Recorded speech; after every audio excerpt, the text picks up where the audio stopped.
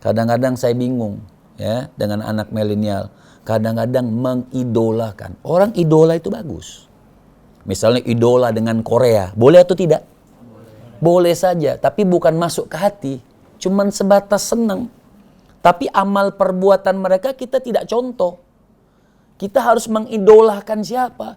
Nggak ada lain. Kita harus mengidolakan baginda Nabi besar Muhammad. Orang Quraisy pada saat itu, semua satu kota Mekah itu memuji akhlaknya baginda Nabi besar Muhammad. Sampai gelarnya Al-Amin. Ya, orang yang paling jujur pada saat itu terkenal di kota Mekah. Fal khair kulluhu fil ittiba wasyar kulluhu fil ibtida. Pongkol daripada kebaikan ittiba. Apa itu ittiba? Ittiba itu adalah mengikuti dan mencontoh baginda Nabi besar Muhammad sallallahu alaihi wasallam. Fasyar, maka contoh daripada keburukan, bukan contoh. Jadi artinya orang itu tidak akan menjadi sukses dunia dan akhirat, atau dia sukses di dunia, tidak sukses di akhirat. Mereka jauh daripada jalannya Rasul sallallahu alaihi wasallam. Kamu nanya, Ustaz jawab. Dipersembahkan oleh CDA, ikan olahan bermutu.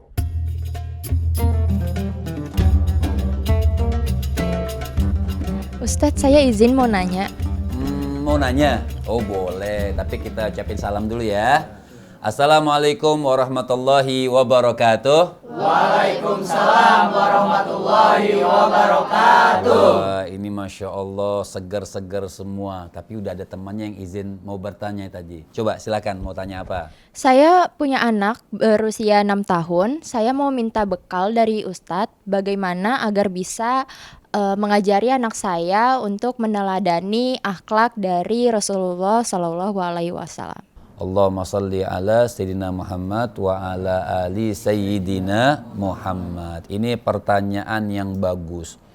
Kalau kita bicara tentang Nabi ini, tidak ada kalimat yang bisa terputus untuk menggambarkan daripada baginda Nabi besar Muhammad sallallahu alaihi wasallam.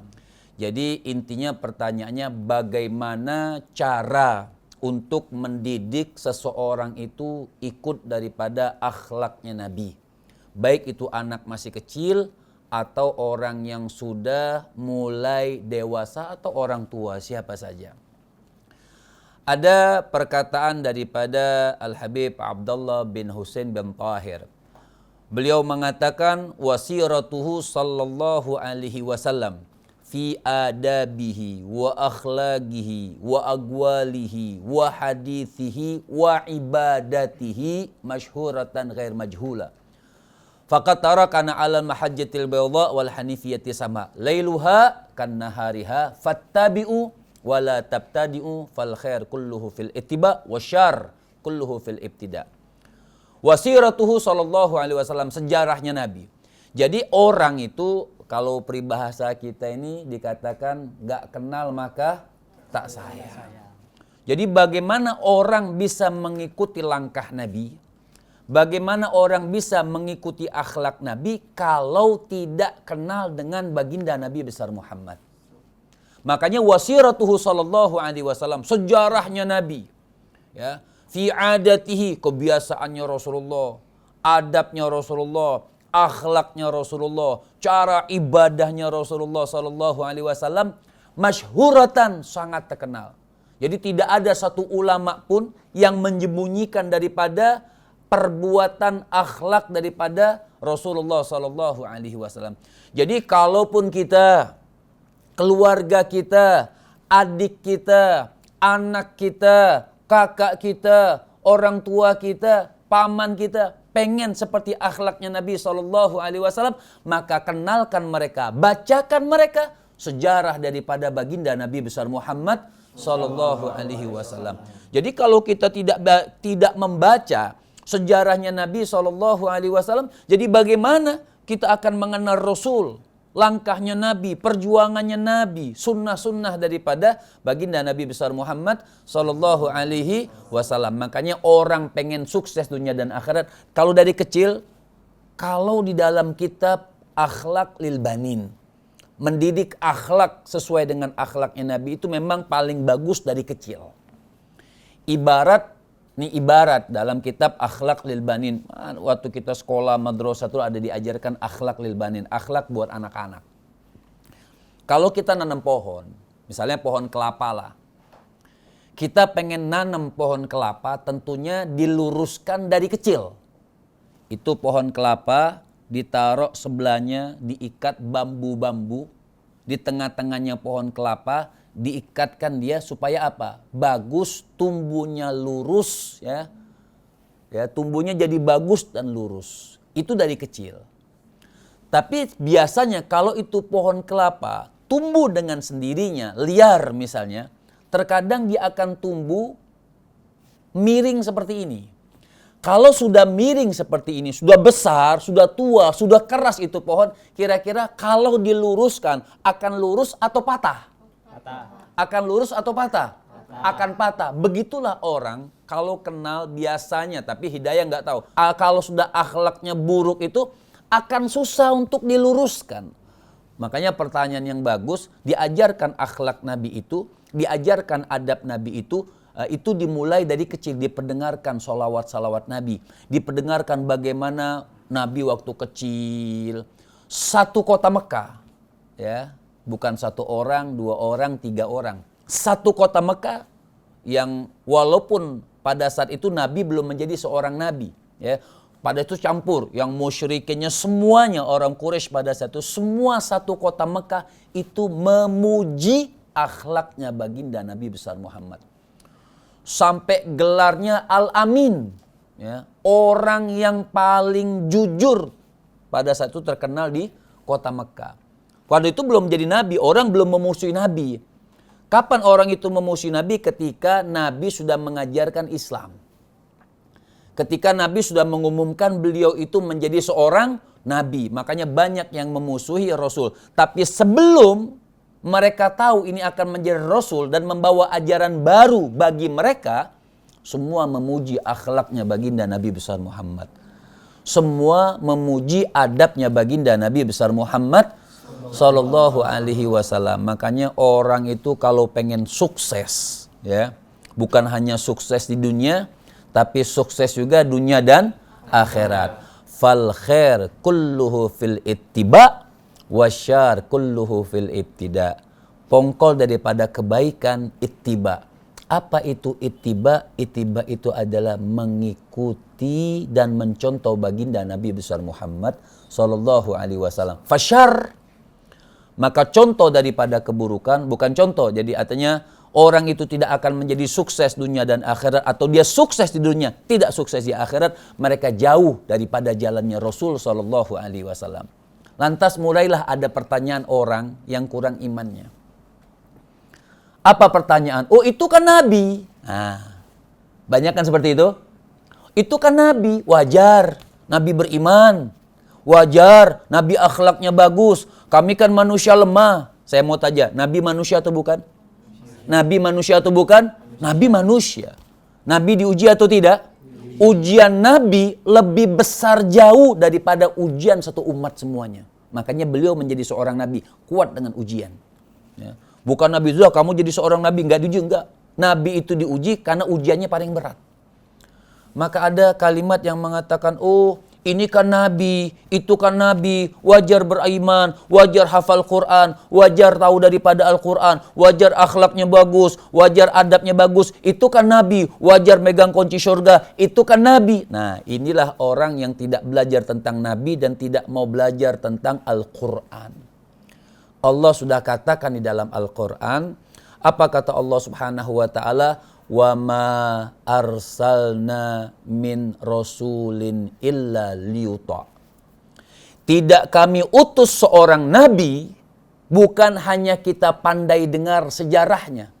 Oh, nabi bagus ya sejarahnya.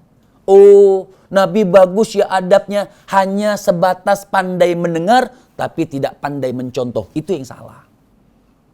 Kita semuanya mungkin tidak akan pernah sama seperti Nabi.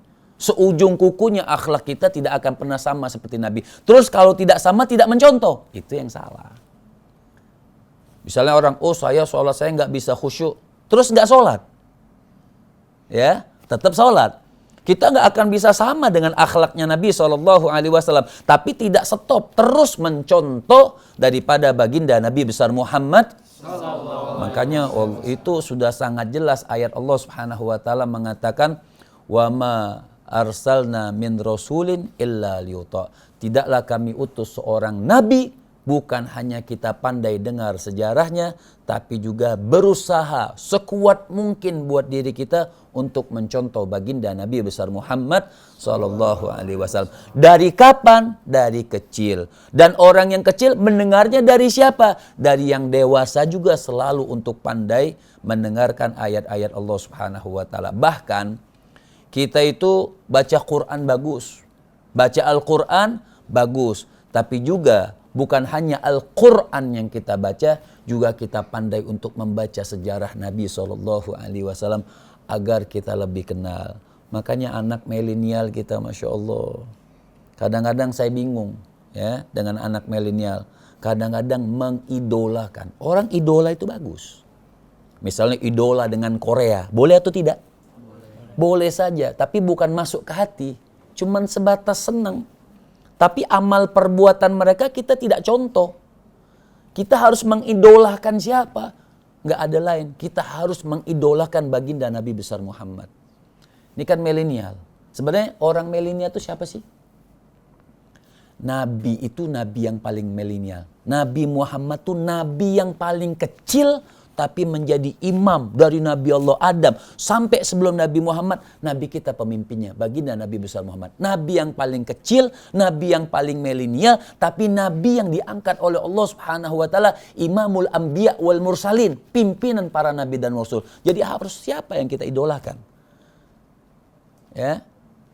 Emang ini maaf, antum mengidolakan misalnya Korea. Emang orang Korea nyelamatin kita dari neraka? Nah, siapa yang nyelamatkan kita dari neraka? Siapa yang memberikan syafaat kita? Baginda Nabi besar Muhammad. Nabi doain kita setiap hari. Jadi dari kecil harus diajarkan dan dibacakan sejarah-sejarah Nabi. Dan yang mengajarkan harus mencontohkan juga akhlak baginda. Jadi bukan hanya mengajarkan lisan, kita juga mengajarkan dengan praktek. Nah inilah supaya bisa rumah tangga kita penuh dengan ayat-ayat Allah dan penuh dengan sunnah-sunnah baginda Nabi besar Muhammad sallallahu alaihi wasallam. Ya Allah, mudah-mudahan kita semua dimudahkan untuk mengikuti jalannya Rasulullah, adabnya Rasulullah, daripada akhlak yang baik baginda Nabi besar Muhammad sallallahu alaihi wasallam, dan mudah-mudahan kita mendapatkan syafaat baginda Nabi besar Muhammad sallallahu alaihi wasallam. Rabbana atina fid dunya hasanah wa fil akhirati hasanah wa qina adzabannar wa sallallahu ala sayyidina Muhammadin wa ala alihi wa sahbihi wasallam walhamdulillahi rabbil alamin. Wassalamu alaikum warahmatullahi wabarakatuh. Waalaikumsalam warahmatullahi wabarakatuh. Kamu nanya, Ustaz jawab. Dipersembahkan oleh CDA, ikan olahan bermutu. Hai, jumpa lagi bersama saya Chef Fania dalam kreasi resep CDA menu Ramadan.